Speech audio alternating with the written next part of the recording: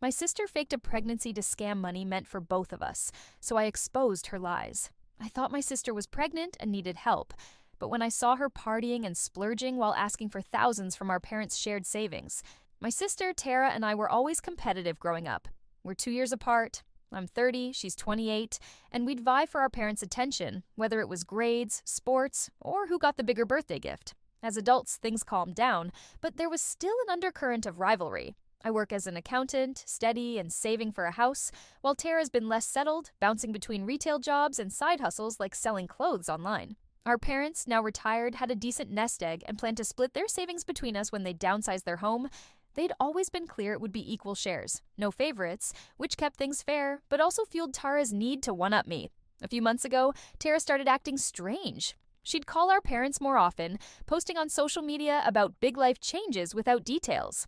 I didn't think much of it until Mom called me, excited, saying Tara had told them she was pregnant. Mom said Tara was early along, about 8 weeks, and needed support because her boyfriend, Nate, wasn't reliable. I was surprised. Tara hadn't mentioned anything to me, which was odd since we usually shared big news. I texted her to congratulate her, but she replied vaguely, saying she'd tell me more later. I figured she was just overwhelmed, so I let it go. Then things got weird. Tara started asking our parents for money, saying she needed it for doctor visits, prenatal vitamins, and baby supplies. Mom and Dad, thrilled about their first grandchild, sent her $2,000 right away. They told me during a family dinner, saying they dipped into their savings, but felt it was worth it. I noticed Tara was at the dinner, showing off a new purse and nails, which didn't add up if she was strapped for cash.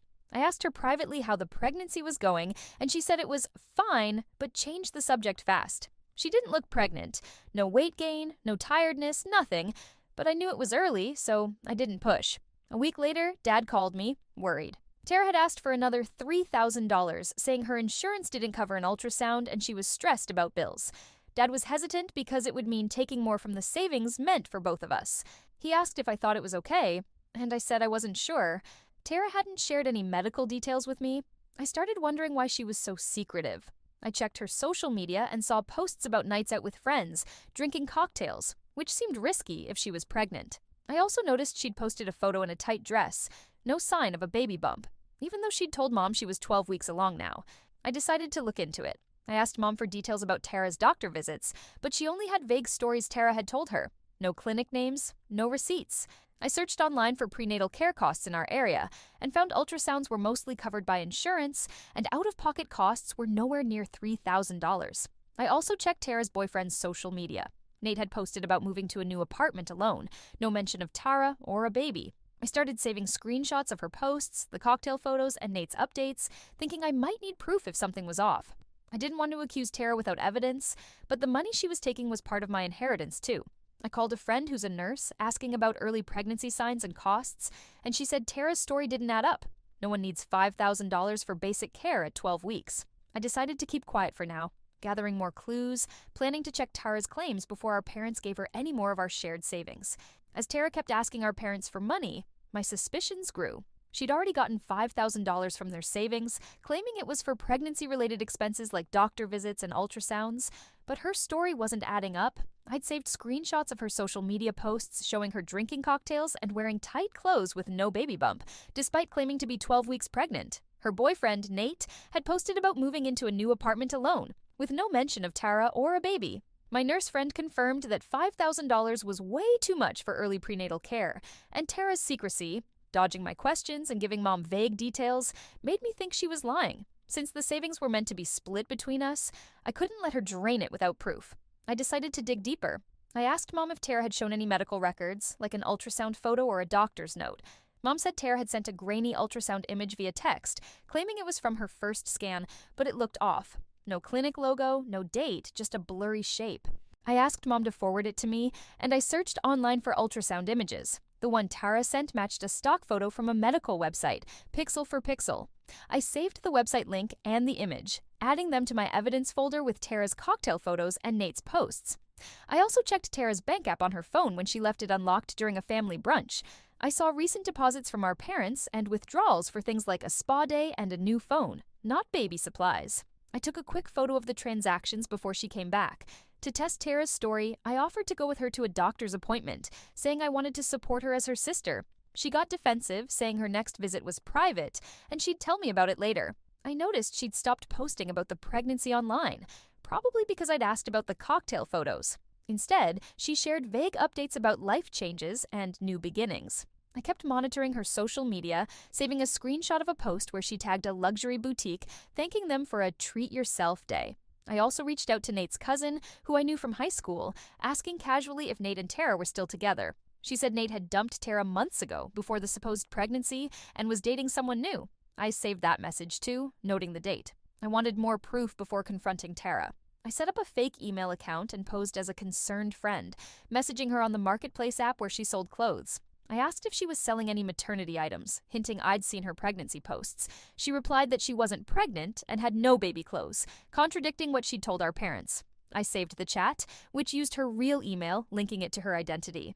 I also checked public records for any medical liens or insurance claims under Tara's name, thinking she might have faked a hospital visit but found nothing. My nurse friend suggested calling local clinics to see if Tara was a patient, but I didn't go that far.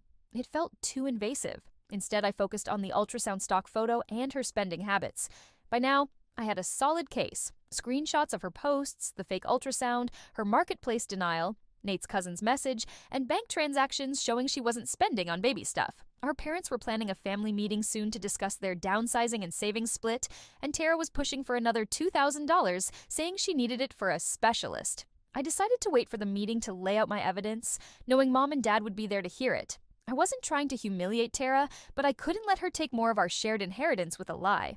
I organized my proof into a folder, printed key images, and prepared to explain how I'd caught her faking the pregnancy to scam our parents. With the family meeting looming, I was ready to confront Tara about faking her pregnancy. I'd gathered solid evidence, screenshots of her social media posts showing her drinking cocktails, a stock ultrasound photo she'd passed off as hers, bank transactions for luxury purchases, and a marketplace chat where she denied being pregnant.